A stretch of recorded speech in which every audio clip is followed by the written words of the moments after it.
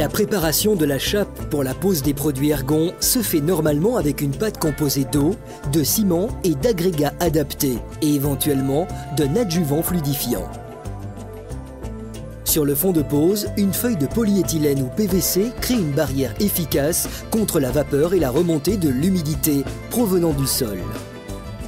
Après avoir réalisé les bandes de niveau, effectuez le jet en broyant manuellement et avec la truelle les morceaux restants dans la pâte. Le jet doit être comprimé sommairement, puis mis à niveau avec une règle. Le long des murs et autour des piliers, une couche comprimable type polystyrène expansé peut être utile. Avec une toile en PVC sur le fond, elle est indispensable pour obtenir une chape sans déformation de la structure, comme les tassements, contraction par retrait hygrométrique ou dilatation thermique. Le talochage permet d'obtenir une meilleure finition en surface. Le temps de séchage est d'environ 1 semaine par centimètre d'épaisseur de la chape.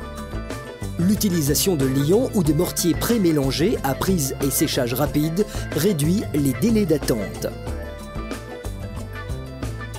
Attention, un dosage excessif d'eau dans le mélange de ciment et de sable doit être évité afin de ne pas allonger le temps de séchage et ne pas favoriser les fissures dues au retrait excessif lors du séchage.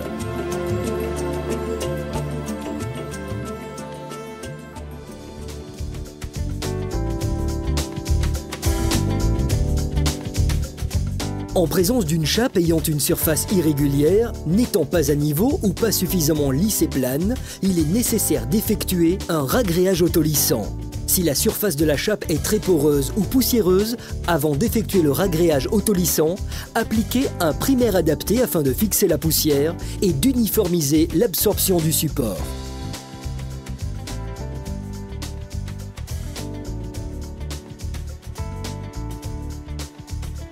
Étendre le produit de ragréage autolissant en une seule fois, avec une grande spatule lisse ou avec une racle.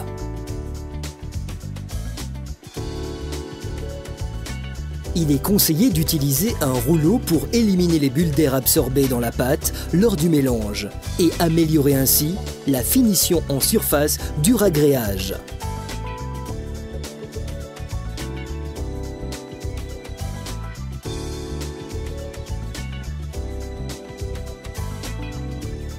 Attention, un dosage excessif d'eau dans la pâte altère les caractéristiques techniques du ragréage autolissant et peut provoquer l'apparition de taches en surface.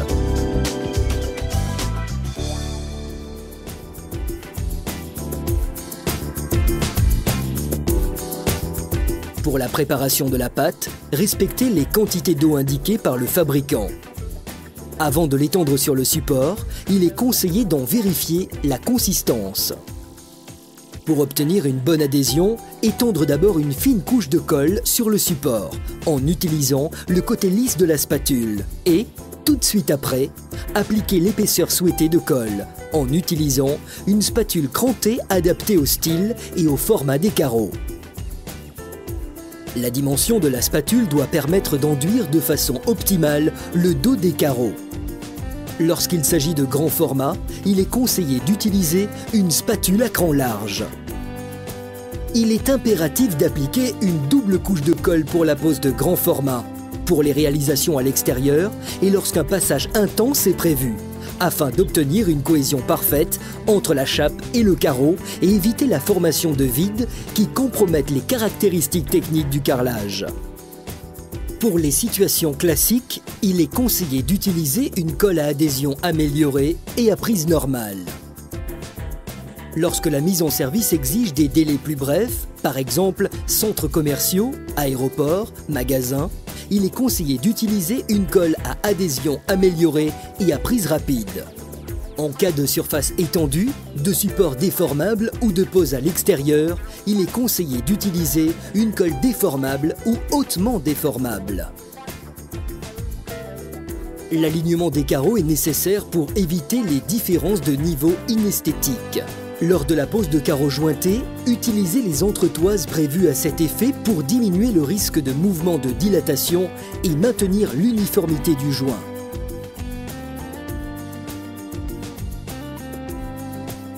Attention, Si la double couche n'est pas effectuée, on peut noter une adhésion partielle entre la chape et carreau, limitant ainsi considérablement la résistance au passage intense.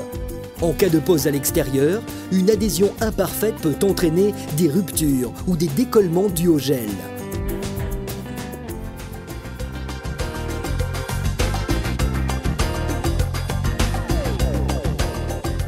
Choisir le mastic en fonction de la dimension du joint et de la destination d'usage du carrelage.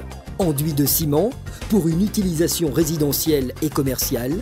Enduit à base de résine époxyde pour une utilisation industrielle, par exemple dans un environnement alimentaire ou dans des laboratoires. L'enduit, préparé selon les dosages conseillés par le fabricant, doit être étendu de façon uniforme, sans laisser de vide ou de différence de niveau sur toute la surface carrelée, avec une spatule en caoutchouc ou une racle. L'enduit en excès doit être ôté lorsqu'il est encore frais, en déplaçant la racle ou la spatule de façon diagonale par rapport au carreau. En cas de résine époxyde, le nettoyage doit être effectué avec un tampon en scotch-brite, puis avec une éponge en cellulose dure, avant que le produit ne commence à durcir. Aucun résidu d'enduit de résine époxyde ne doit être laissé sur les carreaux.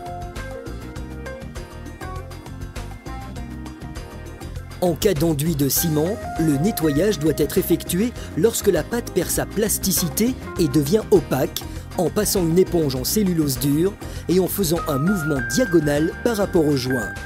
Le tampon en scotch-brite peut être utile pour le nettoyage d'un enduit de ciment partiellement durci.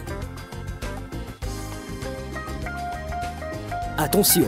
Si le nettoyage de l'enduit de ciment n'a pas été effectué correctement au moment de la pose, utilisez de l'acide tamponné, en poudre ou liquide, pour ôter les résidus.